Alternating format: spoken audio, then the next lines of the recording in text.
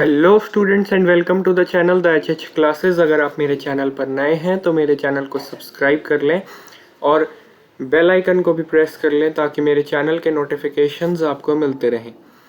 तो आज हम करने वाले हैं अपने chapter 4 growing up as boys and girls को शुरू। इससे पहले हम 3 वीडियोज़ में डाल चुका हूँ क्लास 7 की, जिसमें हम चैप्टर 1, 2 और 3 को कवर कर चुके हैं। तो ये है हमारी यूनिट नंबर 3 चैप्टर नंबर 4। ये जेंडर के ऊपर बेस्ड हमारे चैप्टर्स आने वाले हैं।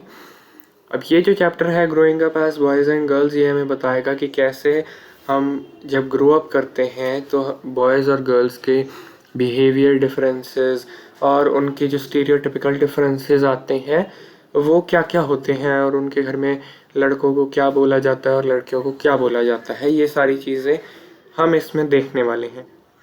तो करते हैं इस चैप्टर को स्टार्ट। चलिए, growing up as boys and girls. देखिए, growing up in Samoa in 1920s। अब यहाँ पर एक स्टोरी दी हुई है। The Samoan islands are part of a large group of small islands in the southern part of the Pacific Ocean. देखिए, Pacific Ocean में एक छोटे से आइलैंड्स का नाम है समोअन आइलैंड्स। 1920s में रिसर्च रिपोर्ट के अनुसार ये बात हो रही है कि जो सामोअन सोसाइटी में क्या होता था कि जो बच्चे होते थे वो स्कूल नहीं जाते थे। 1920s में सामोअन आइलैंड्स में बच्चे स्कूल नहीं जाते थे। वो बहुत सारी चीज़ें घर पे ही सीखा करते थे, जैसे कि बच्चों की केयर टेक केयर कैसे करनी है या हाउस होल्ड वर्क कैसे करना है। जो उनके बड़े भाई बहन होते थे या उनके घर के बड़े होते थे उनसे वो सीखा करते थे कि घर के कामकाज कैसे करने हैं और छोटे बच्चों को कैसे संभालना है। उनका एक जो मेन इम्पॉर्टेंट एक्टिविटी थी वो थी फिशिंग।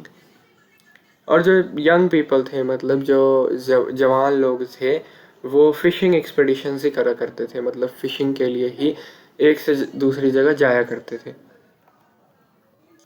तो जैसे ही जो छोटे बेबीज़ होते थे वो जैसे ही चलने की शुरुआत कर देते थे, चलना शुरू कर देते थे, तो उनकी जो मम्मियाँ होती थी या और जो बड़े एडल्ट्स होते थे घर में, वो उनकी देखभाल करना छोड़ देते थे। वो कहते थे कि अब ये चल सकता है, अपने पैरों पर खड़ा हो सकता है, तो अब इसको हमारी देखभाल की कोई ज़रूरत नहीं है, आवश्यकता नहीं है, ये अपनी देखभाल खुद कर सकता है। ठीक है, दोनों ही जो बॉयज़ होते थे और गर्ल्स होते थे वो अपने छोटे भाई बहनों की टेक केयर करते थे, सिबलिंग्स की टेक केयर करते थे, उनकी लुक आफ्टर करते थे उनको। लेकिन जैसे ही जो लड़का होता था वो 9 साल का हो जाता था तो वो बड़े लड़कों में माना जाता था और वो आउटडोर जॉब्स को सीखने लगता था, जैसे कि फ़िशिंग हो गया, प्लांटिंग कोकोनट्स हो गया, इन तरह की चीज़ों को वो सीखने लगता था। ठीक है, लेकिन जो गर्ल्स होती थी वो छोटे बच्चों को ही की देखभाल में ही अभी भी लगी रहती थी, और मतलब जो बड़े लोग होते थे उनकी सेवा सत्कार, उन्हीं के कामों को में हेल्प करना, ऐसे काम ही करती थी। ठीक है, जब तक वो टीनेजर्स नहीं हो जाती थी। लेकिन वो जब टीनेजर बन जाती थी, मतलब कि वो टीन एज में आ जाती थी, 12 के बाद 13, जो भी टीन टीन टीन टीन होता है ना, 13, 14, 15, ये टीन एज होती है। इसमें जब गर्ल्स आ जाती थी तो फिर उसके बाद क्या होता था, उन्हें गर्ल्स को फ़िशिंग ट्रिप्स पे भेजा जाता था। है, वो प्लांटेशन में काम करना शुरू कर देती थी, वो बास्केट्स वीव करना शुरू कर देती थी। मतलब उन्हें भी अब बाहर जाने की आज़ादी मिल जाती थी और वो बाहर के काम करना शुरू कर देती थी। Cooking was done in special cooking houses where boys were supposed to do most of the work while girls helped with the preparations. देखिए, जो कुकिंग होती थी वो बहुत स्पेशल कुकिंग हाउसेस में हुआ करती थी। उसमें बॉयज़ खाना बनाने के लिए होते थे और गर्ल्स उनको असिस्ट करती थी। मतलब मान लीजिए मैं खाना बना रहा हूँ और मेरी जो बहन है या मेरी एक घर में जो लड़की है वो आके मुझे असिस्ट करेगी और मुझे हेल्प करेगी वो सारा कुछ उगाने में। Growing up male in Madhya Pradesh in the 1960s।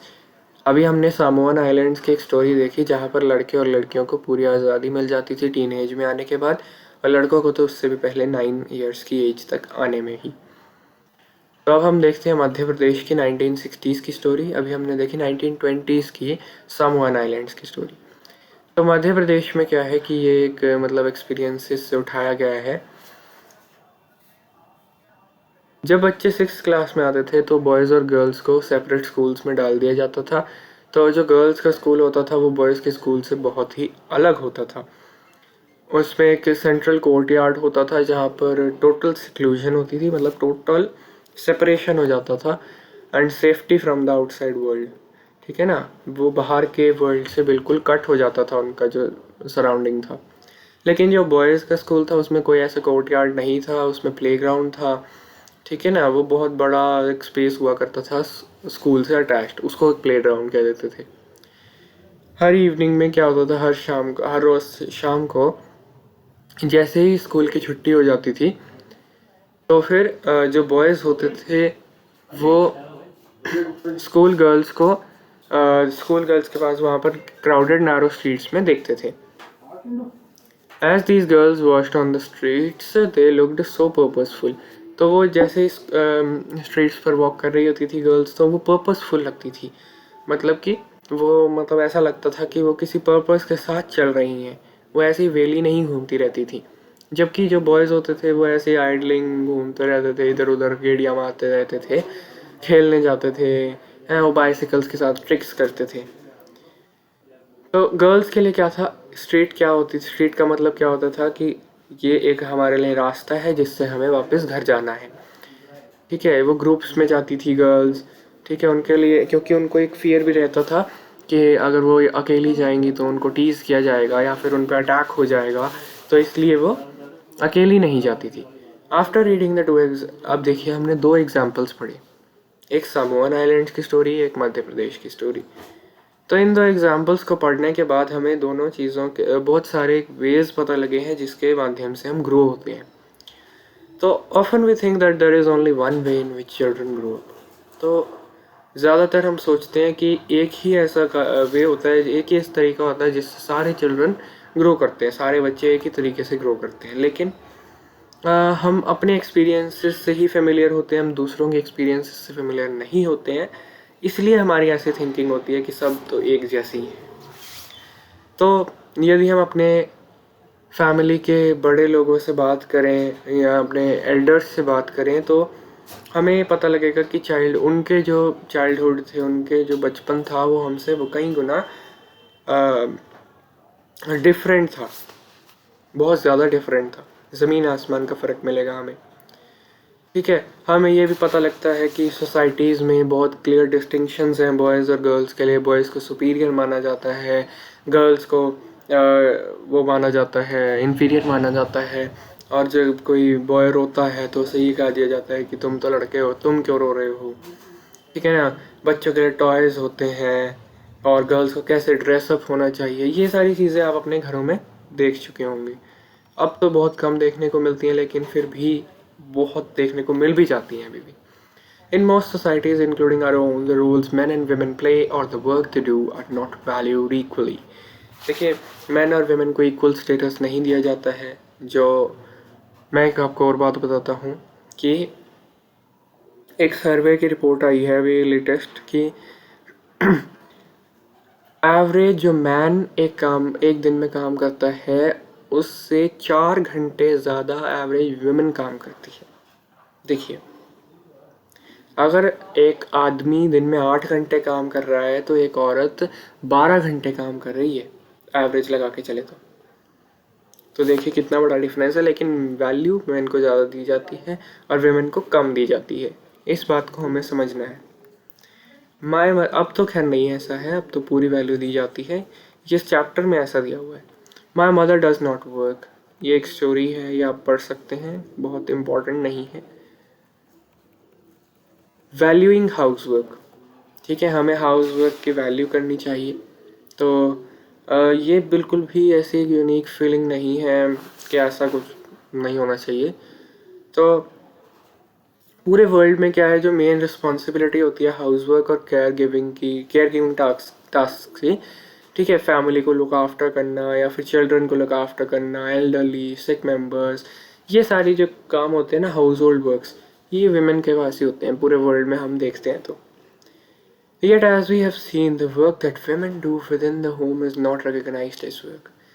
तो जो काम औरतें घर में करती हैं वो बिल्कुल भी काम नहीं माना जाता है। उसे तो कहा जाता है कि ये आपकी ड्यूटी है, इसे हम काम नहीं मानते, ये पेएबल नहीं है। Okay, she doesn't get any salary for that. It is also assume that this is something that comes naturally to women. तो ऐसा एज्यूम कर लिया जाता है, ऐसा मान लिया जाता है कि ये तो नेचुरली है, कि ये तो औरतों को ही करना है, ऐसा सोशली एक्सेप्टेड हो चुका है। It therefore does not have to be paid for. तो वो माना जाता है कि इसके लिए कोई पेमेंट तो बिल्कुल भी नहीं, आपका ये ड्यूटी है, आपको करना है, ये नेचुरल काम है। And society D values this work, इसको डी वैल्यू किया जाता है, इसको उतनी वैल्यू नहीं दी जाती है। फिर बढ़ते हैं लाइव्स ऑफ डोमेस्टिक वर्कर्स की। जो डोमेस्टिक वर्कर्स हैं उनकी कोई ज़्यादा वैल्यू नहीं है, ठीक है ना। उनकी कैसी लाइव्स होती है, बहुत सारा काम करना पड़ता है, sweeping, cleaning, washing clothes, dishes है, cooking, looking after young children और द एल्डरली, ये सारे काम करने पड़ते हैं। वेजेस बहुत लो होती हैं, ठीक है ना। उसको 5 बजे उठ के काम करना शुरू कर देते हैं, रात के 12 बजे तक करते रहते हैं। ये सारे जो हैं बहुत सारी इनके परेशानियाँ आती हैं, इनको टाइम पे वेजेस नहीं मिल पाती हैं, वेजेस बहुत कम भी मिलती हैं, ठीक है ना। ये सारा कुछ यहाँ पर लिखा हुआ है। हाउस वर्क और केयर गिविंग में ये भी हम मानते हैं कि बहुत टाइम कंज्यूमिंग वर्क है, ठीक है ना, ये भी एक फैक्ट है। In fact, if we add up the housework and the work women do outside the home, we find that women's much, ये जो मैंने आपको बताया था, ये we find that women spend much more time working than men and have much less time for leisure. leisure मतलब कि leisure time, relax time. Women के पास बहुत कम रिलैक्स करने के लिए टाइम होता है, जबकि बहुत ज़्यादा टाइम उसको काम करना पड़ता है। ये सारी इसमें बातें लिखी हुई हैं। वेमेंस वर्क एंड इक्वालिटी, ये हमारा आखिरी टॉपिक है कि ये एक बहुत बड़ा सिस्टम है इनइक्वालिटी का मैन और वेमेन के बीच में, इसलिए इसको बहुत अच्छे इस पर एक्शन लिए जाने चाहिए, ठीक है ना। इक्वालिटी हमारा कॉन्स्टिट्यूशन का भी एक बहुत फंडामेंटल प्रिंसिपल है, इम्पॉर्टेंट प्रिंसिपल है। हमारा कॉन्स्टिट्यूशन कहता है कि मेल और फीमेल के बीच में कोई डिस्क्रिमिनेशन नहीं होना चाहिए, लेकिन रियलिटी तो क्या है, दोनों सेक्सेस के बीच में, दोनों ही जेंडर्स के बीच में बहुत ज़्यादा इनइक्वालिटी आ चुकी थी। अब तो जो कि बढ़ती जा रही है, लेकिन बहुत ज़्यादा अभी भी इक्वालिटी देखने को मिल जाती है। तो this naturally has an impact on whether girls can attend schools. तो गर्ल्स को स्कूल भी नहीं भेजा जाता है। गवर्नमेंट ने आंगनवाड़ी सेटअप की हैं, चाइल्ड केयर सेंटर्स सेटअप किए हैं उनके लिए, ठीक है ना। उनके लिए लॉज भी किए हैं। ऑर्गेनाइजेशंस को मैंडेटरी कर दिया गया है कि 30 वेमेन एम्प्लॉयज़ कम से कम आपके पास होनी चाहिए, ठीक है ना। प्रोविजन ऑफ क्रैचेस कर दिया गया है, क्रैचेस, उनको मैटरनिटी लीव दी जा रही है। ये सारी चीज़ें इसमें हैं। बहुत ही सिंपल सा चैप्टर था। ये आप एक्सरसाइज है, ये आप देख सकते हैं। इसमें कोई प्रॉब्लम्स हो तो आप मुझसे कभी भी उस पर कमेंट्स में जाके पूछ सकते हैं। ग्लॉसरी आप देख सकते हैं, ग्लॉसरी में क्या है, आइडेंटिटी है, डबल बर्डन है, डबल लोड हो जाता है तो उसको डबल बर्डन कह देते हैं। केयर गिविंग तो आपको पता ही है, डी वैल्यू भी पता है कि डी वैल्यू कर देना, किसी काम को छोटा बताना, उसको वैल्यू ना देना। तो ये सारी जो बातें हैं, ये 4 हमारी ग्लॉसरी में आ जाती हैं। तो ये था हमारा छोटा सा चैप्टर। आपने पूरी वीडियो देखी, इसके लिए आपका बहुत बहुत धन्यवाद। आपने अभी तक मेरे चैनल को अगर सब्सक्राइब नहीं किया है तो प्लीज़ जाइए, सब्सक्राइब बटन दबाइए और फटाफट से इसे वीडियो को लाइक कर दीजिए, अपने सभी दोस्तों के साथ शेयर कर दीजिए और हंसते रहिए, हंसाते रहिए, खुश रहिए, आबाद रहिए। Thank you. मिलते हैं अगली वीडियो में नेक्स्ट चैप्टर के साथ, और इसी के साथ इस वीडियो को मैं एंड करना चाहूँगा। Thank you.